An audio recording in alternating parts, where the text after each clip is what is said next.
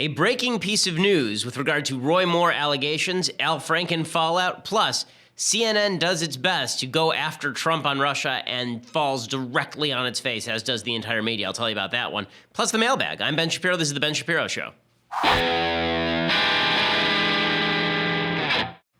So the news coming fast and furious today. If my energy level seems a little bit down, it's just because I was back from San Francisco. I was there last night doing Sam Harris's podcast. It was really entertaining and fun. Sam's a really good guy. And while we disagree strenuously on issues regarding religion, we have a lot of agreement about how arguments are to be approached. And so it was a really entertaining and good time. That podcast should be up, I think, in the next couple of weeks sometime. So you should listen for that.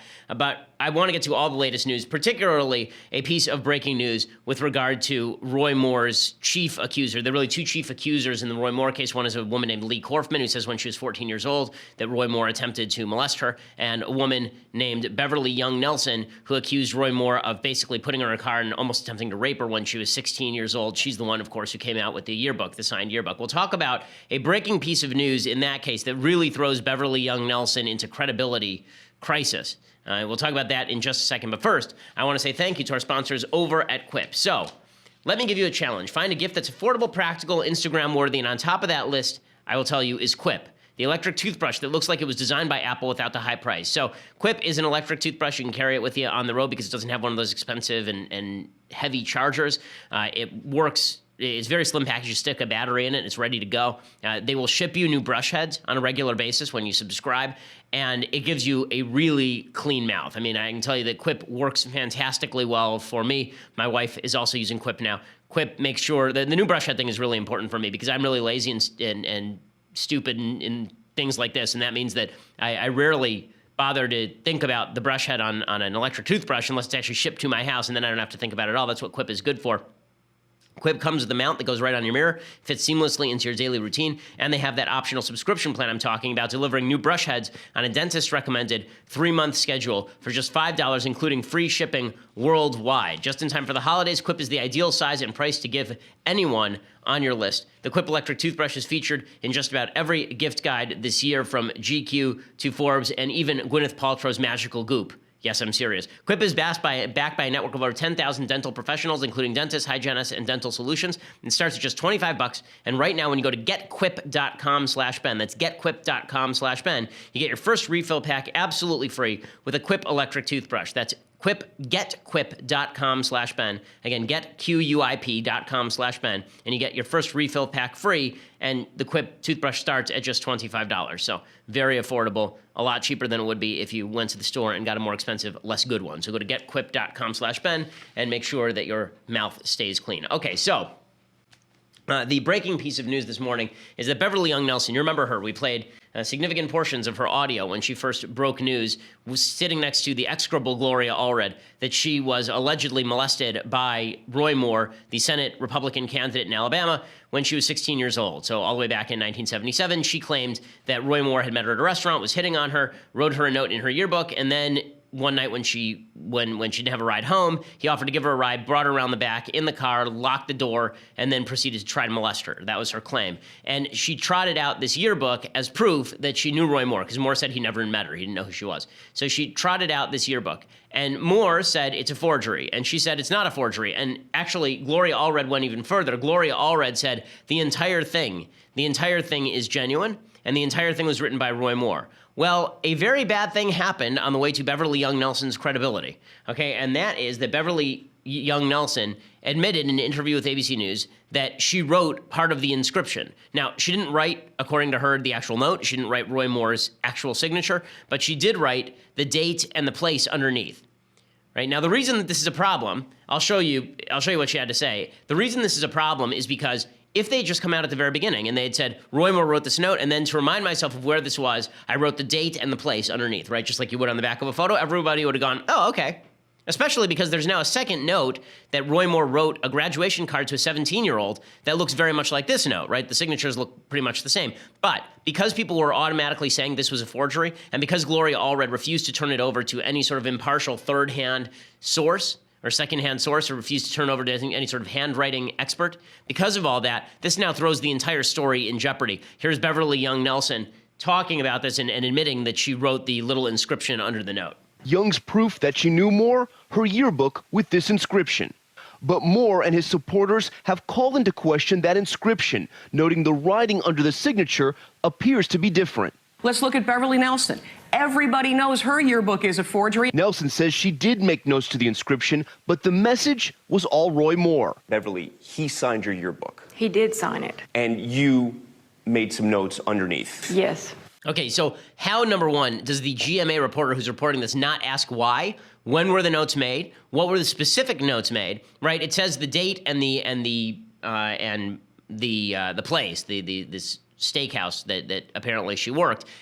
Now, does this throw the entire story into severe credibility crisis? Not quite, because Roy Moore said he never knew the woman. He said that the restaurant didn't exist. The signatures, again, look the same. They should submit it now to an independent handwriting expert. They should have already. Gloria Allred is a hack. It's unbelievable to me that Gloria Allred didn't submit this in the first place. But there is a tendency to run too far with the story. So I'm seeing headlines today. There's a headline from Breitbart. Bombshell, she admits she forged the signature. No, she did not admit she forged the signature. What you just saw is the entirety of the tape. Right? The actual headline over at Breitbart right now, I want to make sure that I don't steer you bum on what exactly their headline is. Bombshell, Moore accuser admits forging yearbook. Silence for weeks as evidence of hoax grew. Right? Moore admits forging yearbook. She did not admit forging the yearbook. She admitted to writing a note underneath the signature. So again, this throws her credit. Two things can be true at once. One, her credibility can have serious problems now because she didn't admit this from the start and because Gloria Allred openly stated the entire thing was written by this woman. But it's also true that she didn't admit to forging the entire note. She specifically says she didn't forge the entire note in this particular element. So I don't know why people have to lie about I really don't know why people have to lie about what exactly she admitted in order to throw this woman's credibility into crisis. I don't really understand how that's the case. It's confusing to me. But again, it does have a real credibility problem, and there are going to be a lot of people who hang their hats on this peg. Now, again, she's not the only accuser against Roy Moore. There's another accuser who says she was molested when she was 14. That was the one that was tracked down by the Washington Post. There are a bunch of other women who say that Roy Moore was dating them and trying to kiss them and hit on them when they were under the age of 18. There were many of those women. There were reports that he was banned from the local food court at the mall. But all of that said, is this a problem for Beverly Young Nelson? It is, but it shows the dishonesty of our politics, number one, that Gloria Allred didn't admit this stuff up front, and number two, that GMA didn't bother to press the questions, and number three, that people are now saying that this discredits the entirety of the signature and the note, because it doesn't. Okay, so all of those things can be true at once. It can also be true that this doesn't really change some of the underlying other allegations. People are using this to dismiss all the allegations. All the other allegations are now dismissed because there is this problem with Beverly Young Nelson's credibility. And that seems to me overkill as well. So with all that said, I'm trying to give you the most intellectually honest take I can. It's a serious problem for her credibility. It's a serious problem for Gloria Allred, who once again demonstrates to the world that she is terrible at her job and is a hack lawyer and a troll.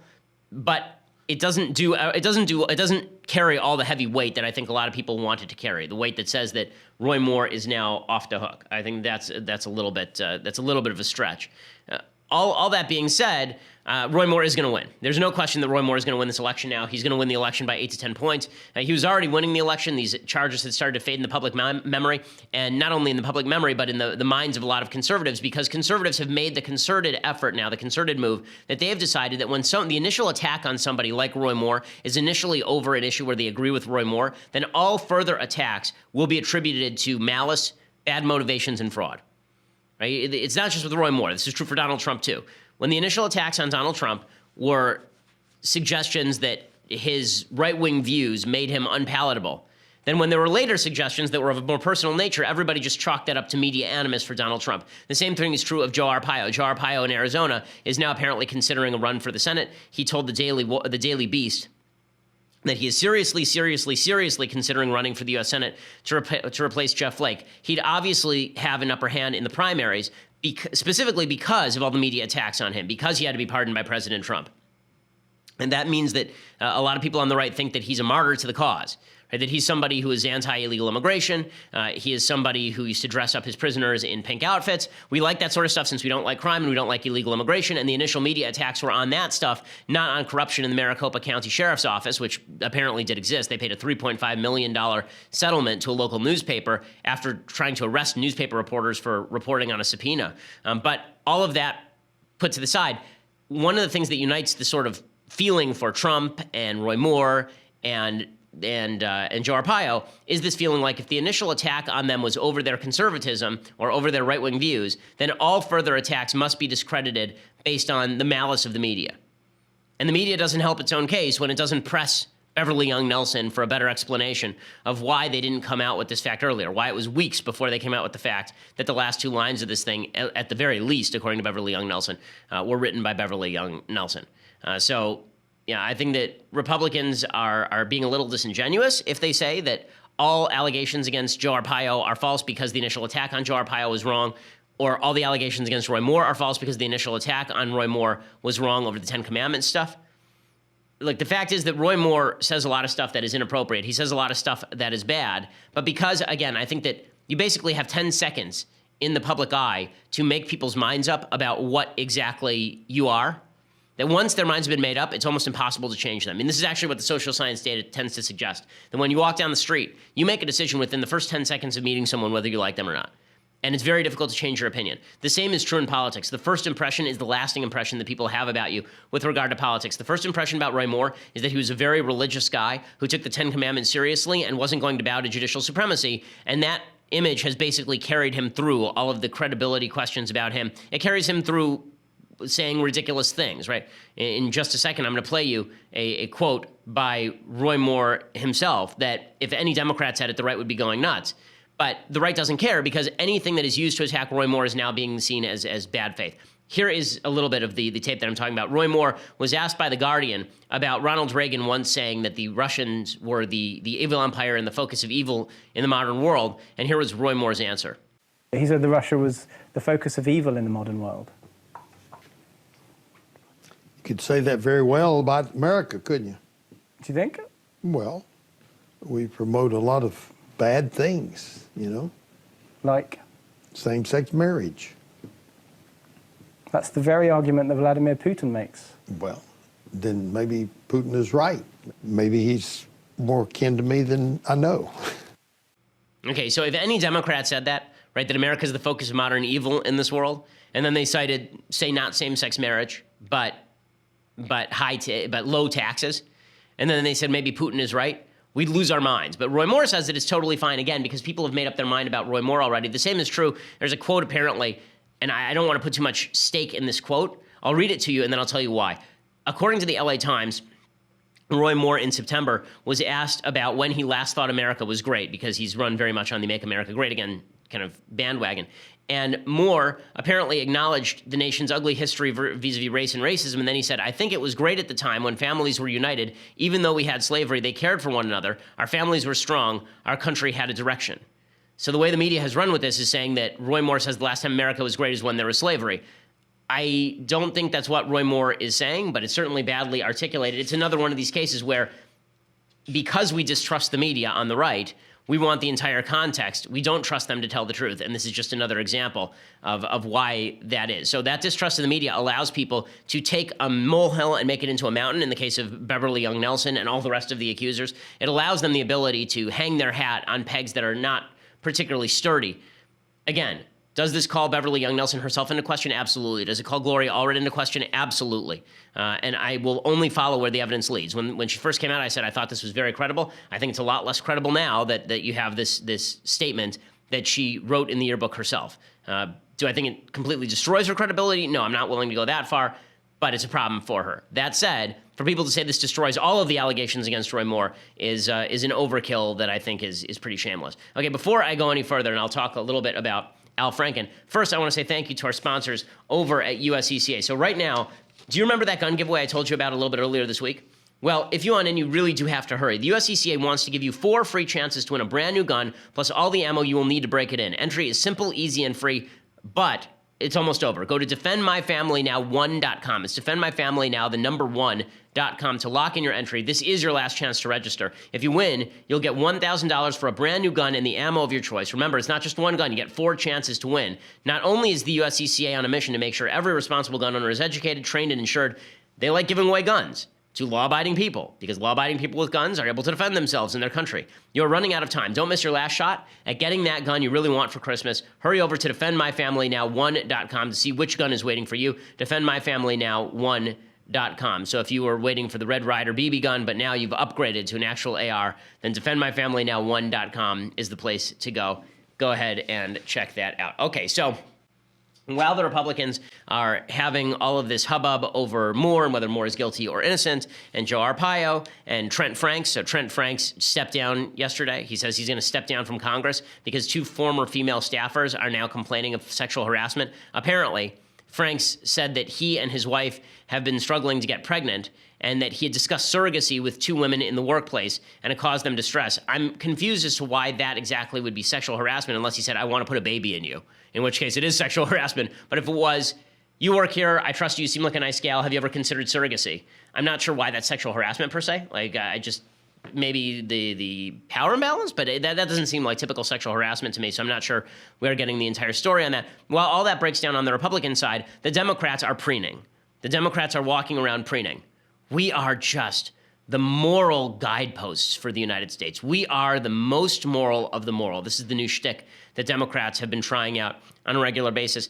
Yesterday, Al Franken did a bad job with it, right? He tried to grab the moral high ground, but that failed because Al Franken wasn't really willing to acknowledge that he'd done anything wrong. Here's what Al Franken said yesterday in saying that he was going to resign. Not that he did resign yesterday, but that he would resign in short order. If Moore gets elected and is not thrown out of the Senate, I think there's a significant possibility that Franken actually retracts his retirement and says, you know what, I'm going to stick around now. If the Republicans aren't going to clean house, I'm certainly not going to leave over this. Here's what Moore said Franken said yesterday.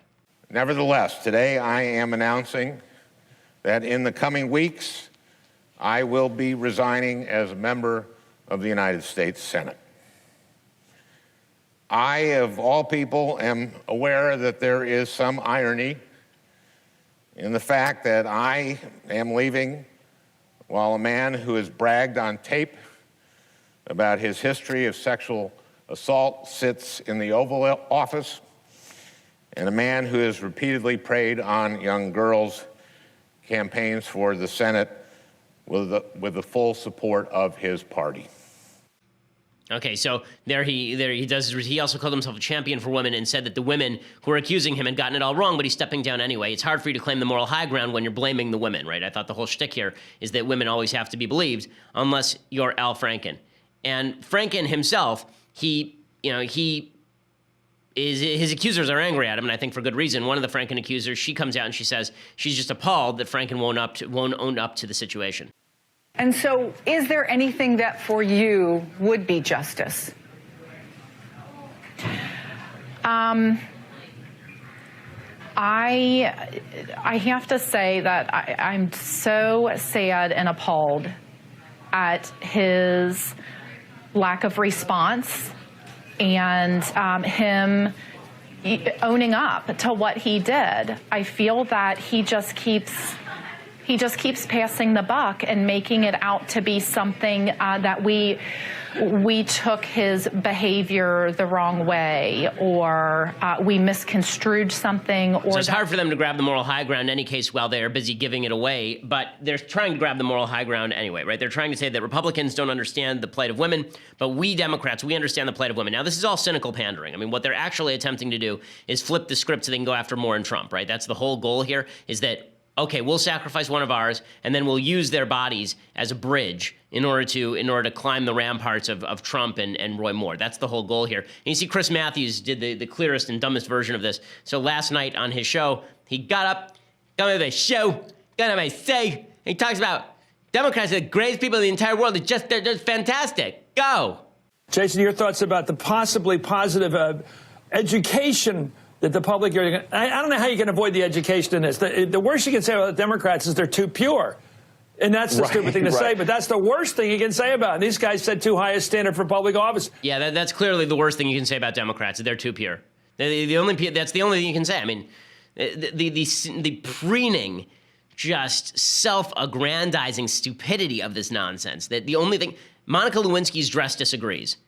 Okay, Ted Kennedy's sexual assault victims disagree.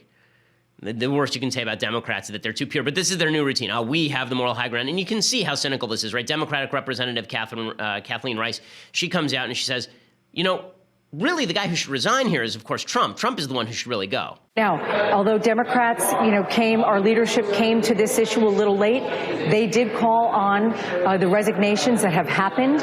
And we need the Republicans to do the same thing. We need Paul Ryan to stand up and be the leader of his party. I know it's difficult for him to do that when the standard bearer of the Republican Party for right now is the President of the United States. And we know his history with this issue of harassment. So my hope and my call is for Paul Ryan and the Republican leadership to get with the program and start forcing people out. Why shouldn't he resign today like Franken did? If you're being consistent. I have said before that he should.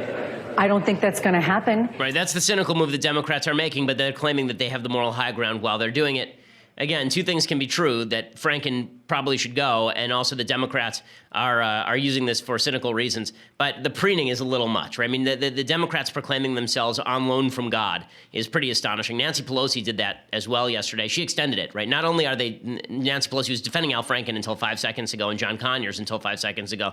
Not only does it turn out that the Democrats have a direct pipeline to God when it comes to sexual harassment, they also have a direct pipeline to God when it comes to legitimizing the children of illegal immigrants who came here when they were kids. We're not going to turn this country into a reign of terror, of domestic enforcement, and have the DACA, the dreamers, pay that price. But I'm optimistic. I always have been.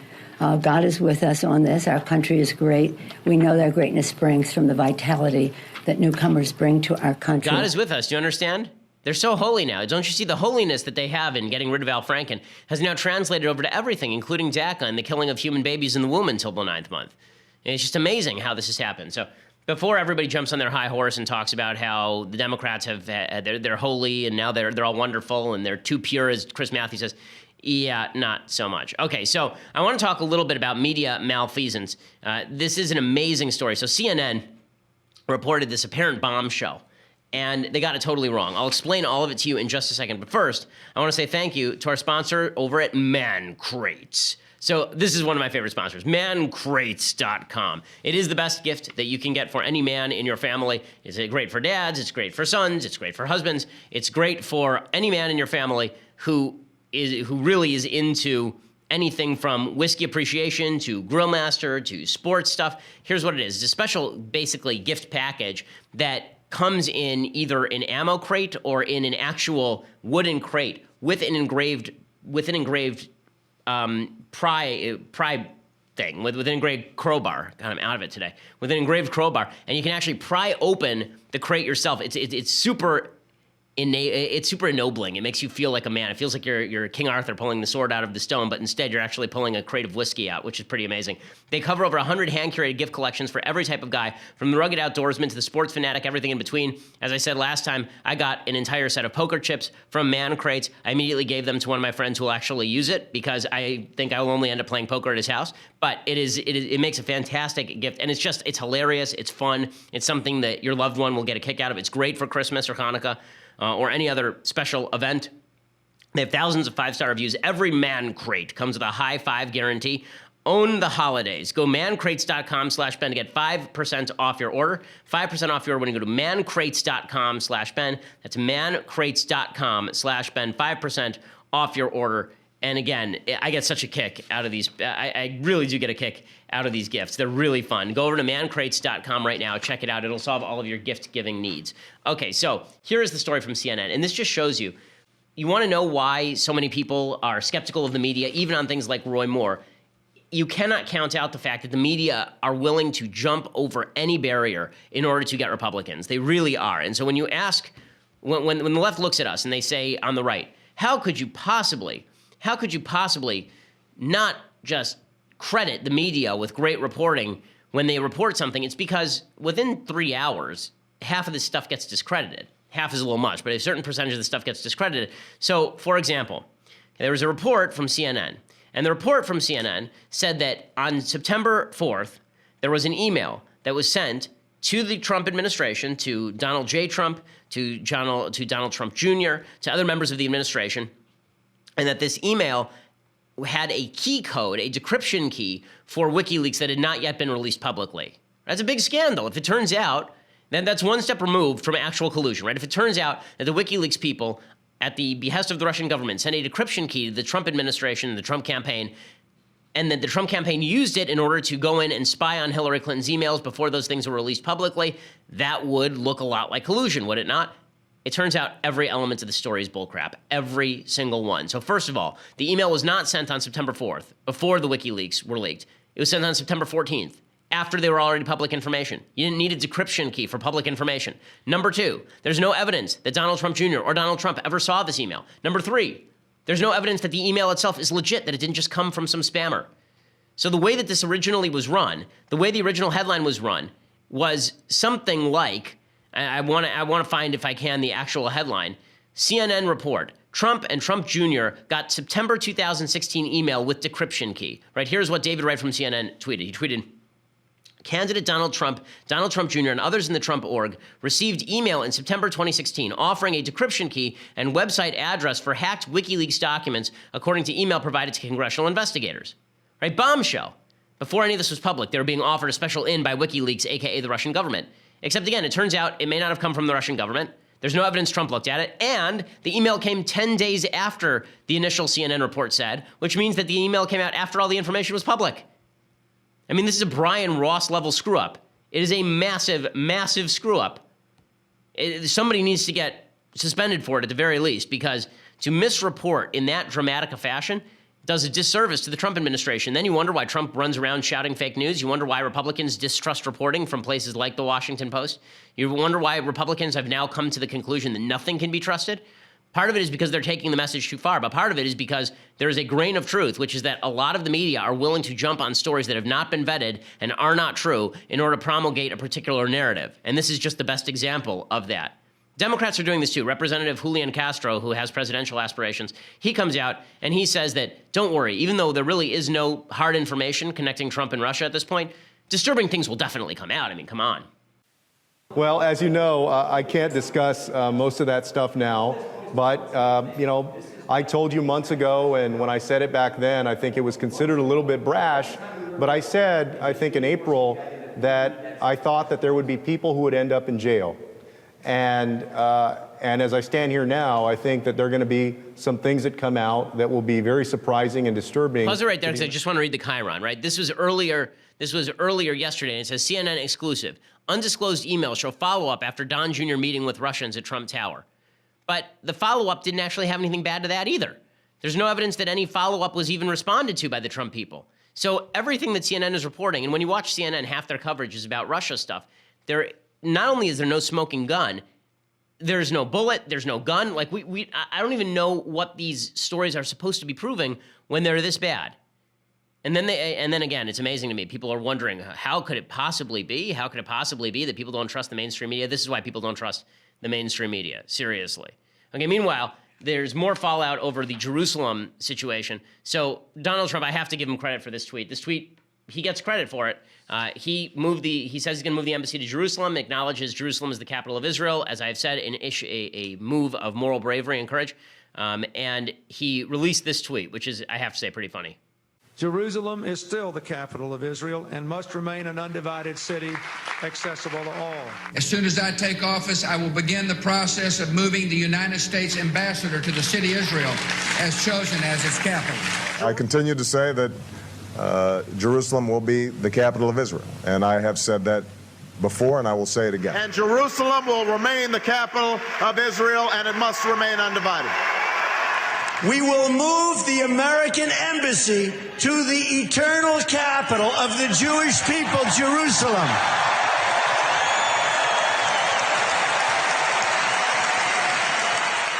Therefore, I have determined that it is time to officially recognize Jerusalem as the capital of Israel.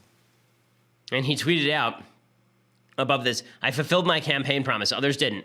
Full credit to Trump. This is exactly true. Now, there's a lot of violence that has been breaking out around the world. There are clashes in Judea, Samaria, and the Gaza Strip. Hamas, of course, is calling for an uprising because they're a terrorist group. That's what they do.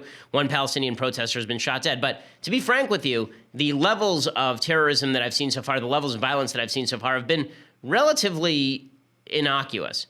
So they say that there are rallies in Malaysia, Indonesia, Iran, Syria, and even America. Ooh. You mean people in Syria are angry?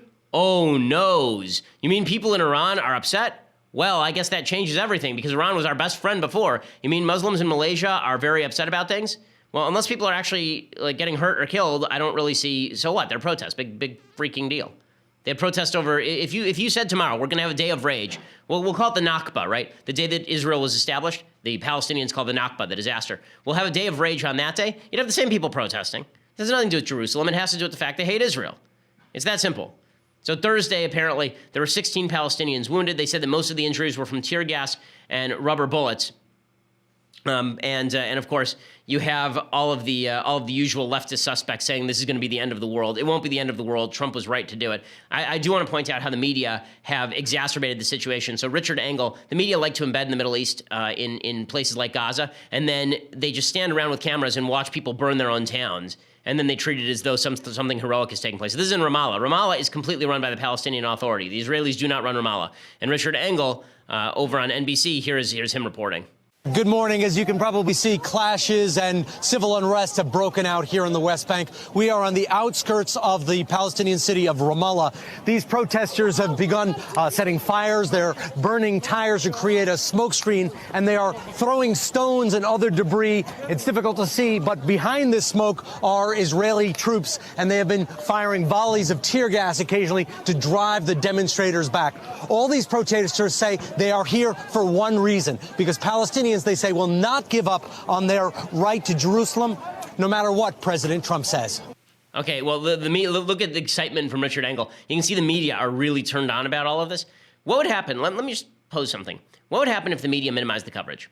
In the same way that the media minimized the coverage of serial killers, but this seems to me very much like the coverage of the riots in Ferguson or the riots in Baltimore. The media love this stuff and they egg it on, and then they're surprised when violence breaks out. That doesn't wash. It doesn't wash at all. Okay, so in other news, there are a couple of stories that are kind of astonishing today. So one is with regard to yours truly. So apparently I was supposed to speak at Concordia College in Moorhead, I think it's in New Hampshire, and they had funded it. The Student Government Association had voted to fund it. In November 30th, they had voted 13-10 to allocate about $7,000 to Young Americans for Freedom to fund one of my appearances. And now student leaders voted 28-2 against funding it. So they withdrew the funding. More than 150 students and faculty filled Berry Auditorium for an hour-long discussion leading up to the vote that nullified a previous decision to have me. And the SGA sent an executive email, said SGA's first goal is to listen to, represent, and act on the feedback of its students, and there will be a motion put forward to rescind the funding. You are welcome to add to the discussion during the meeting. Some Concordia students, according to the motion to rescind funding, have asserted that Shapiro's harmful messages targeting LGBTQQYALZ communities and other marginalized identities is in direct opposition to the dedication of Concordia and SGA to support diversity, equity, and inclusion of all persons from all backgrounds and identities. So this was an appeasement move. It's pretty astonishing and pretty obvious. Young Americans for Freedom at Concordia, they said bringing Ben Shapiro to campus would be a sign from Concordia College that they value intellectual and political diversity and that they care about the marginalized and underrepresented conservative voices on campus. But they're not going to do it. They've decided that it's not about diversity. Instead, it's mostly about shutting down people who you don't like. It's shutting down folks that you don't like, which, of course, we already knew from my experiences on college campuses before. Speaking of free speech concerns, this isn't a formal free speech concern because I believe Concordia is a private college. They can do whatever they want. It does demonstrate that their supposed commitment to free speech, however, is a joke. But, in terms of social censure for unpopular opinions that are true, this is an astonishingly bad story. So there's a woman who's a porn star, or was a porn star. Her name was August Ames. And she's 23. She was found dead from an apparent suicide after she was bullied and branded a homophobe for refusing to shoot with a man who has sex with men on camera. She made it clear she was not homophobic. Apparently she's bisexual, or was bisexual, but she said that she wasn't going to do it for safety reasons. So law enforcement sources said that Ames was found early Tuesday morning in Camarillo. She was pronounced dead at the scene. We're told there's no indication of foul play or any other crime occurring. Toxicology tests are being conducted while the death is investigated. Close friends say she had suffered from long-term depression, and they believe a recent incident with online harassment may have contributed to her death. The backlash was fierce when she took to Twitter on Sunday to warn women who had been tapped to replace her at Erotica X that the man she'd be working with has filmed with other men. She said, whichever lady performer is replacing me tomorrow for Erotica X News, you're shooting with a guy who has shot gay porn, just to let you know. BS is all I can say. Do agents really not care about who they're representing? I do my homework for my body. She was ridiculed as homophobic. She wrote, not homophobic. Most girls don't shoot with guys who have shot gay porn for safety. That's just how it is with me. I'm not putting my body at risk. I don't know what they do in their private lives. She says, how am I homophobic if I myself am attracted to women? Not wanting to have sex with gay men is not homophobic. They don't want to have sex with me either, so bye. Okay, that seems to me completely fair, but the point that she's making here is a statistically true one. Okay, the rates of STDs among men who have sex with men are significantly higher than they are among men who have sex with women, right? STDs among men who have sex with men are much, much higher. They just are. And the idea that a homosexual man or a man who's had sex with men is going to have sex with a woman, it increases her risk. It increases her risk pretty dramatically, actually. I'm looking up some of the statistics, if I can find them, from some of the more recent CDC statistics. So let's see if we can find something really quick here. So gay, bisexual, and other men who have had, this is according to CDC, gay, bisexual, other men who have had sex with men are 17 times more likely to get anal cancer than heterosexual men. Gay and bisexual men are significantly more likely to have other forms of STDs. CDC recommends sexually active gay and bisexual men test for HIV at least once a year. Hepatitis C, hepatitis B, gonorrhea, chlamydia, right? The rates are, they're higher because they're higher. I mean, there's nothing else to say about that. And so the idea that this woman was basically run off Twitter and then she committed suicide over this, it demonstrates the insanity of the social censoring that goes on social media like Twitter. People digging up tweets that are 10 years old or finding a tweet that you said yesterday that's completely innocuous and then taking it out of context in order to hurt you. It's just overboard. It's all overboard. And people need to rein it in. There's a digital lynch mob that exists now, and it's pretty scary out there. Okay, so I do want to get to things I like, things I hate, and the mailbag. We'll do a nice mailbag today. But for that, you're going to have to go over to dailywire.com and subscribe. For $9.99 a month, you can get a subscription to dailywire.com. You get the rest of my show live on video. You get the rest of Clavin's show live on video. Knowles' show live on video. Be part of the mailbag today. And next Tuesday, we are having an episode of The Conversation, which means that you get to ask me your questions, but only if you are a subscriber. Everyone gets to watch on Facebook, YouTube, but only if you're a subscriber do you actually get to ask questions yourself and have them answered and make your life better. That's December 12th at 2 p.m. Pacific, 5 p.m. Eastern. We'll stream it live on the Ben Shapiro Facebook page, the Daily Wire YouTube channel. Again, free for everybody to watch, but only subscribers can ask the questions. You get all of that when you subscribe. Plus, if you get the annual subscription, you also get this, the very greatest in all beverage vessels, the Leftist Tears hot or cold tumbler. It does indeed hold both hot and cold tears as well as other beverages that may be more sanitary. Check it out over at our website, dailywire.com. Subscribe. $99 a year, so a lot cheaper than the monthly subscription. Or if you just want to listen to the rest of the show later, go over to iTunes, SoundCloud. Make sure that you subscribe and hit download over there. YouTube, please subscribe over there. We have some funny new videos coming out you'll want to be a part of. We are the largest, fastest growing conservative podcast in the nation.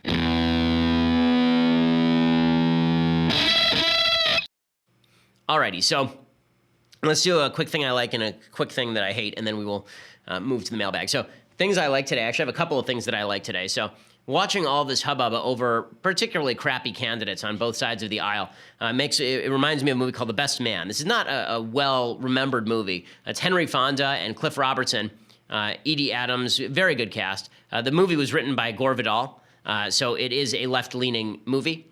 But the basic plot of it is that Henry Fonda is a former Secretary of State based on Adlai Stevenson, who's supposed to be running for president, and Cliff Robertson is supposed to be based on Richard Nixon. He's running for president too.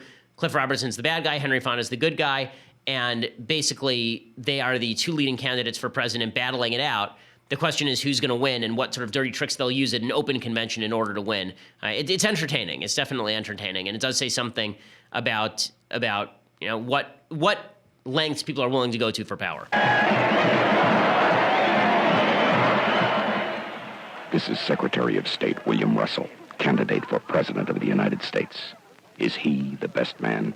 You have no sense of responsibility toward anybody or anything. And that is a tragedy in a man, and it is a disaster in a president. This is Senator Joe Cantwell, candidate for President of the United States. Is he the best man? You don't understand politics. You don't understand this country. This is Art Hochstetter, former President of the United States. Will he back the best man? Power is not a toy that we give to good children. It's a weapon. And the strong man takes it and he uses it. To get here, some men will stop at nothing. But the film itself it's very entertaining, and it's all about sort of the manipulations behind the scenes. It's definitely a strained movie in the sense that a bunch of sort of wild coincidences happen at the same time, and there's a lot of scandal going on. It's an exaggeration of reality, but it's a fun movie to watch, and the acting is quite good. Cliff Robertson particularly gives a very good performance in it. Okay, other things that I like. So, believe it or not, DeRay McKesson tweeted something out that I like yesterday. It was not anything of content or significance, but it was very funny. Back in 1996, Patti LaBelle sang for Christmas, and Patti LaBelle was singing some song that I don't know. She didn't know the song either, is the bigger problem. So here's a little bit of the video of Patti LaBelle singing, and she realizes that she actually does not know any of the words that she's about to sing.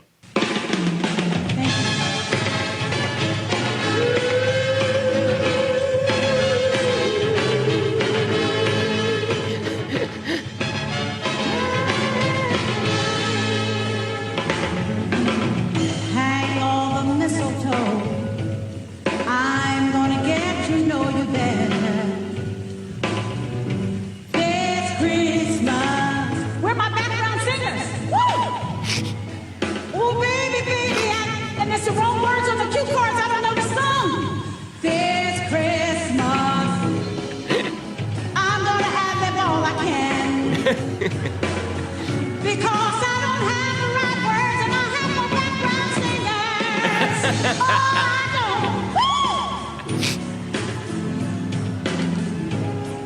This is gonna be a very Merry Christmas for you and me. Yeah. Okay, so it's worthwhile watching the whole thing. It goes on for 2 minutes like this. It's pretty amazing. So thank you, Patti LaBelle, for giving us all a spot of cheer in a dark time. Okay, time for a quick thing that I hate, and then we'll get to the mailbag. Alrighty, so thing that I hate today. There's this tweet that was going around yesterday that's just nuts.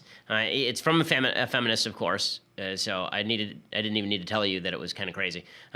She calls herself Mrs. Claus, and here's what she tweeted. Listen, guys, let me clarify something for you. When women's spaces say men are welcome, that's not true. We're just scared to tell you no. So, just to be clear, no means no, but yes also means no. So everything means no, unless yes means yes, but it probably means no because you're scared. If you're wondering why men may be slightly confused about what the standards of behavior ought to be, it's folks like Mrs. Claus who are not making things any easier here. Okay, time for the mailbag. So let's start with Robert. Robert says, Ben, what is your view on mandatory drug testing for welfare recipients? The answer is yes. Good stuff. The reason that you should have mandatory drug testing for welfare recipients is because there should be some strings attached. If the idea on welfare is to get you back to work, we don't want you drugging out in your free time and then going and getting my taxpayer dollars to sponsor your drug habit. Matthew says, hey, Ben, knowing that Trump has declared Jerusalem to be Israel's capital and promised to move the embassy, do you regret not voting for him last year? Will you consider voting for him for re-election? I personally feel I would switch my vote to him. So as far as regretting my vote, I could only base my vote on the evidence that was in evidence at the time. So I've said where I think that I was wrong about Trump, right? I thought that I was wrong about him on Gorsuch. I think he's governed much more conservative than the evidence suggested that he was going to that point. I didn't think he was going to do what he just did on Jerusalem. He did it, and I've given him, I think, more than full points on that. As far as would I consider voting for him next time? Sure, I'd consider voting for him next time. You know, I'll look at the options that come up, and we'll see where we are in 3 years. But yeah, of course I'd consider voting for him next time. I considered voting for him last time.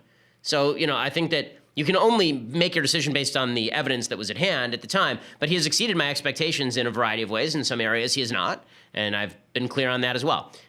Joseph says, Hi, Ben. I believe from a theological and historical perspective, Jerusalem is the eternal capital of Israel.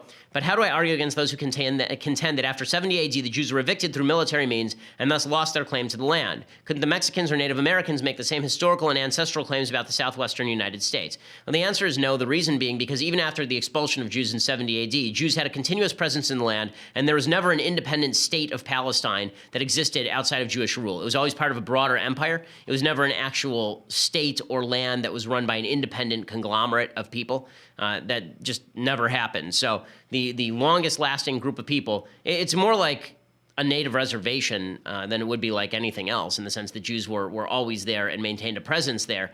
And again, if you look at the original Native American treaties in the United States before the Trail of Tears and the attempt to force Indians off their land, Native Americans off their land, I think there's a good case that those people should have been allowed to stay on their land.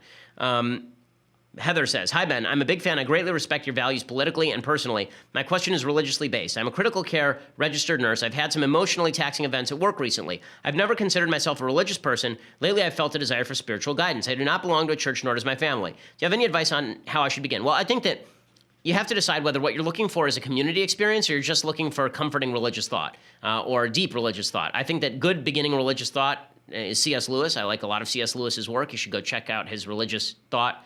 I've recommended many of his books, including The Abolition of Man and Mere Christianity on my show, even though I'm a Jew. I think there's a lot in Mere Christianity, particularly in the first third before he gets to the super Christian part that I agree with. So that is worth checking out. As far as the community that you're looking for, I would check out some churches, see where you feel welcome, see where you feel like you find people who are thinking along the same lines. If you have questions, does the pastor or preacher or priest, somebody who is answering those questions in a fair and honest fashion? Morgan says, Ben, how did you know you wanted to marry your wife, and how long did it take for you to propose? I knew I wanted to marry her for a couple of reasons. So I think that here's the typical pathway for men deciding they want to get married. First, there has to be physical attraction. Okay, this is just the reality. When men are first attracted to a woman, it's because there's a physical attraction to the woman. So my wife happens to be smoking hot, so this definitely was the initial draw. But in the first date, I mean, I dated a lot of women one time and decided I didn't want to date anymore because they were not either intellectually stimulating or have the same values. She not only, there was more than just a spark there is what I'm saying. It's easy to find, I think, a certain level of chemistry, particularly sexual chemistry with people. I don't think that's the hardest thing in the world to find. What is hard to find is somebody who shares your values. And my wife and I, on our first date, for 3 hours, discussed free will and determinism and how many kids we each wanted to have. I mean, we were dating for marriage. And so you have to, I'm not saying sit there with a checklist, but you do have to have a group of things in your head that you want out of a spouse. And I don't mean like they're going to, shine your shoes or make dinner for you. I mean things like what kind of life do they want to build and what kind of values do they hold dear? Because that's the stuff you're going to be able to build a future on. Jonathan Haidt has a chapter in the Happiness Hypothesis about love. And one of the things he points out is that when you first meet your potential mate, then the level of passionate love is, I think he calls it passionate love and companionate love. Passionate love is like here on the scale, and companionate love, meaning how well you know the person, how much you love them for who they are as a companion, is down here. And this falls off within about 6 months. Passionate love falls off within 6 months or a year, a couple of years at the most. It doesn't mean that it doesn't exist anymore, but it just is different. Okay, I can tell you, as somebody who's been married for 10 years, the feeling that you have for your spouse, particularly the kind of fiery need that you have for your spouse at the very beginning is not the same burning need that you have for your spouse throughout your life. And the companionate love tends to rise. So passionate love declines, companionate love rises. That's the way it should happen because companionate love is more important when you're building a life and building a family. Who you want to have sex with is a pretty arbitrary decision to a certain extent. Okay, so Tanner says, hi, Ben, I have a quick question. My older brother got a girl pregnant. He has only been dating for maybe a month and a half, does not know what to do. He wants to settle down and get married with the girl, take responsibility for the kid. She's unwilling to get married and take responsibility for the kid. She wants to put the kid up for adoption, which my brother does not want to do. I want to give him some helpful advice. What should he do? Well, here's my feeling. If she's not going to take care of the kid and he is not going to get married and adopt the kid and have his spouse adopt the kid, or if your parents are not available to adopt the children. Children need a mother and a father. A single father is not a good solution. A single mother is not a good solution. If those are the only two solutions on the table, put the kid up for adoption, put them in a loving two-parent family. It would be of benefit to the child. The best outcome is biological mother and father bringing up child on average, not for every family, but on average. But it is more important that the child grow up in a two-parent family, a solid two-parent family, than that your brother be with his own child. It would be an act of tremendous self-sacrifice by your brother, actually, I think, to put the child in the best living scenario, unless your parents are willing to adopt the kid. Joseph says, do you think Trump's become more conservative since his first day in office? Why or why not? It's hard for me to say whether Trump himself has become more conservative. I will say that his policy has become more conservative. His policy in the last week and a half, the last 2 weeks, has been as conservative as anything I've ever seen. More conservative than I would say the Reagan administration in the last couple of weeks.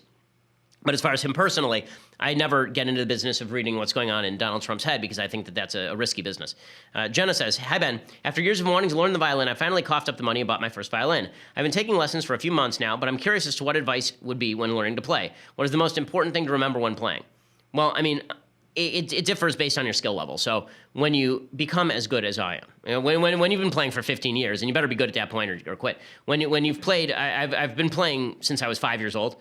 So what you're thinking about then is making sure that there's musicality to what you're playing, that you're actually thinking about what you want things to sound like.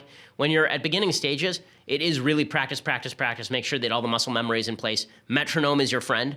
People tend to lose tempo. Intonation is your friend if you have somebody who can play the piano with you. That would definitely help because otherwise you end up with a sort of bizarre relative pitch. Tyler says, what individual in American history has caused the most damage to the country?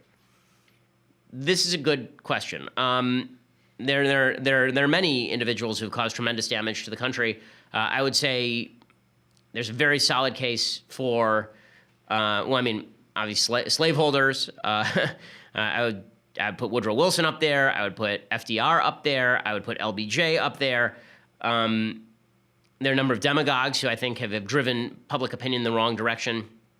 It's hard to name one person, but I would say that the legacy of slavery continues to cruelly divide our politics, even though we all agree that slavery is bad now.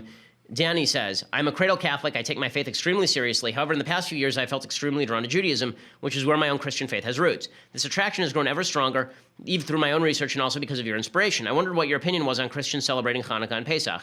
So the halachic opinion is that Christians, the kind of the Jewish law opinion is that Christians shouldn't celebrate these things. I will, add a bit of heresy here. I think that it's fine for Christians to celebrate these things. I think anything that connects you to the God of the Judeo-Christian religion is a good thing. And Jesus celebrated Passover, so I don't really see the problem with this per se. In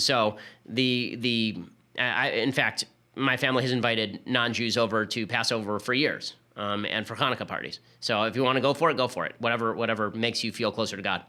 Christoph says, Ben, I believe your understanding of abortion to be somewhat flawed, or at least there's one part of your position you've not been clear about. This pertains to when you define life to begin. To introduce what I mean, let me pose a very practical question and one very applicable to good-hearted couples that want to have children but are having difficulty doing so. Do you support in vitro fertilization? This procedure always results in the destruction of several embryos. Are couples that pursue this method of fertility killing humans in the process? So they are ending a potential incipient human life.